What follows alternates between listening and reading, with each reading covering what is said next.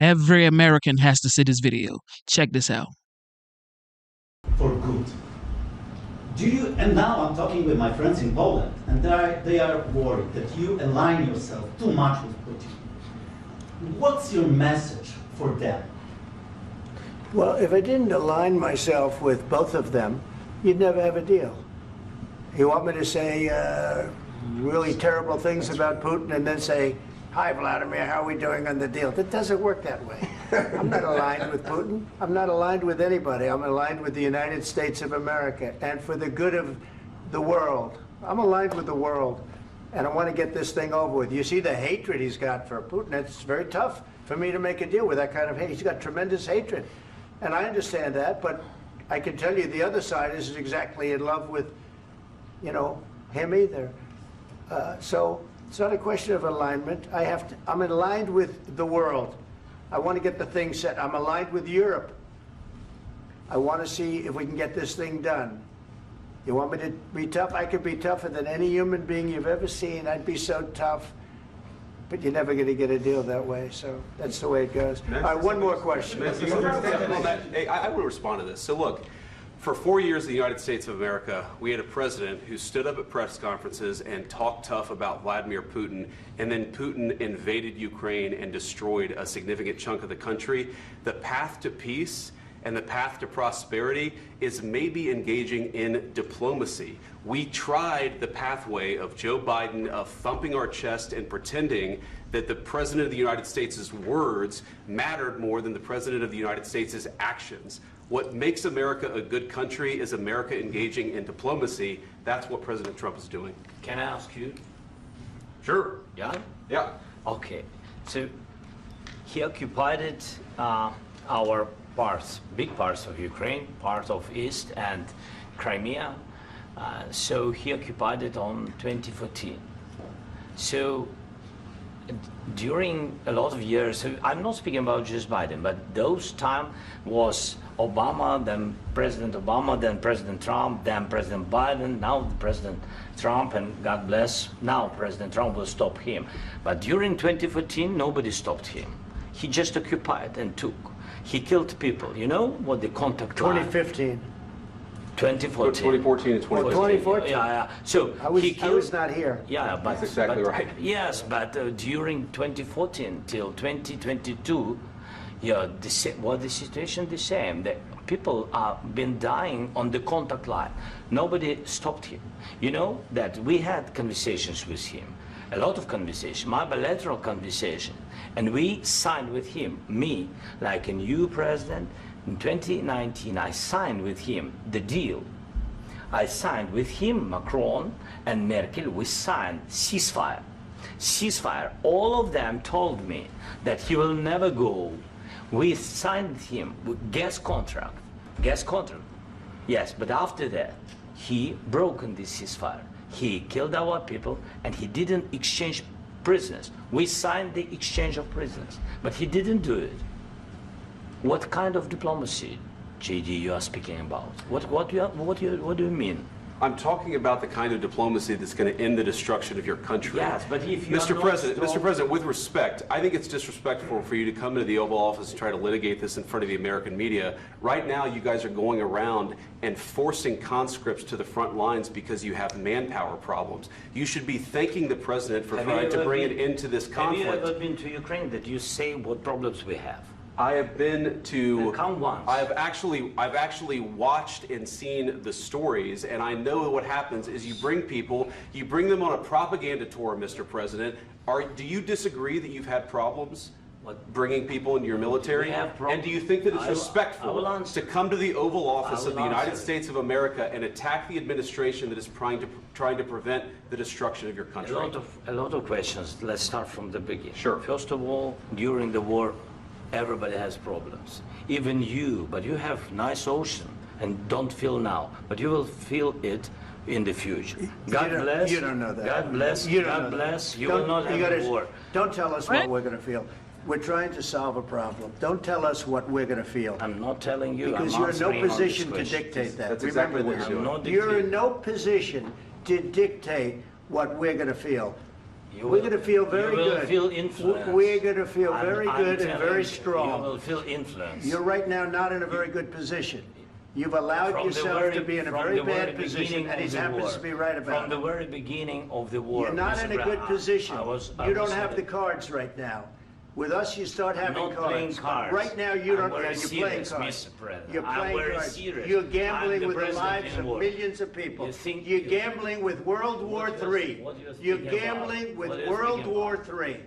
And You- what you're doing is very disrespectful to the country, this country. I'm That's with back all to you. respect to your Far country. more than a lot of people said very they respect. should have. Have you said thank you once this A lot entire of meeting? times. No, in this Even entire meeting, today. have you said thank Even you? today. You went to Pennsylvania and campaigned for the opposition in October. Offer some words of appreciation for the What- United what States are of you America speaking about? and the president who's trying to save your country. Please, you think That part. if you will speak very loudly about the war, you He's can... not speaking loudly. He's not Yeah. speaking loudly. Your country's Can I- in big can I- trouble. can I Wait a answer? minute. No, Can you've I done a lot answer? of talking. Your country is in big trouble. I know. You're not I winning. know. You're not winning this. You have a damn We- good chance of we are coming out staying, okay because of Mr. us. President, we are staying in our country, staying strong from the very beginning of the war. We've been alone, and we are thankful. I said thanks You haven't in been this alone. cabinet, You and haven't not been only alone. in this We cabinet. gave you, through I this said thank stupid you. president, $350 billion.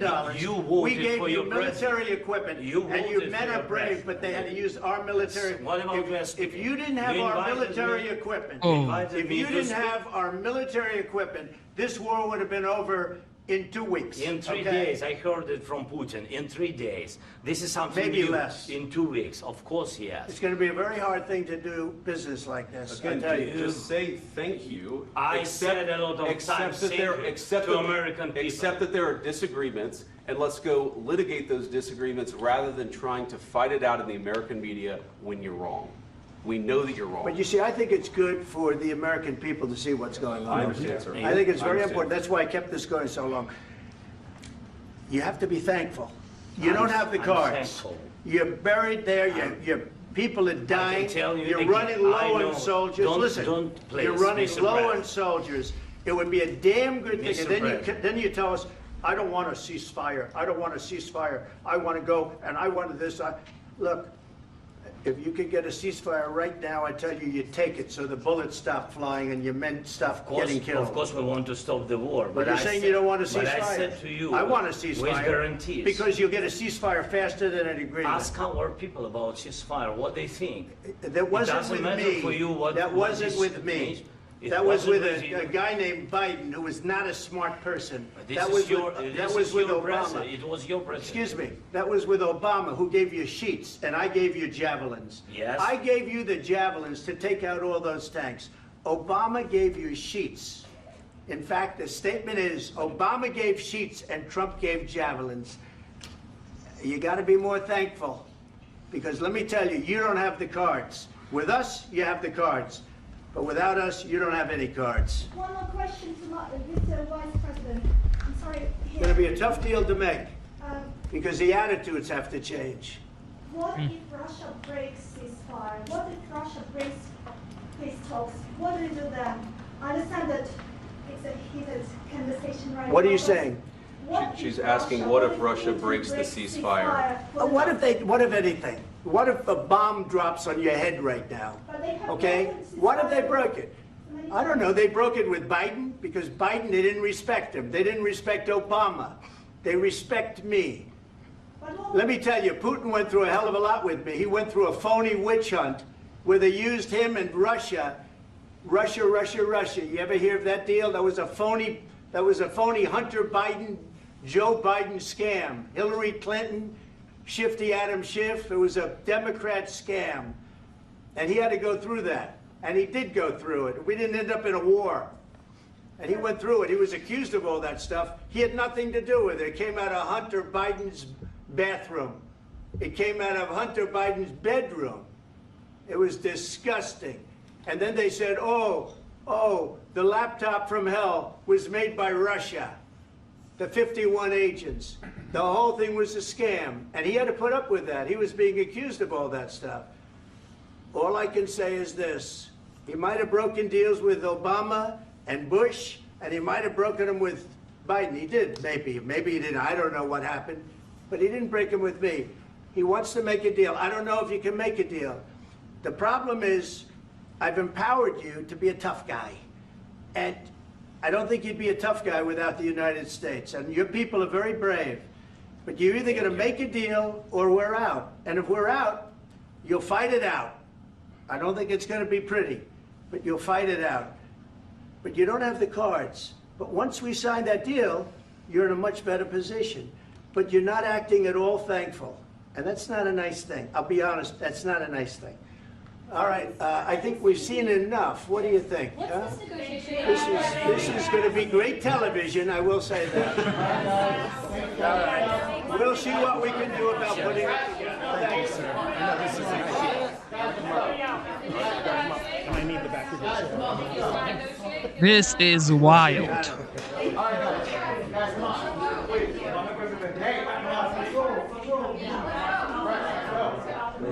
Whoa.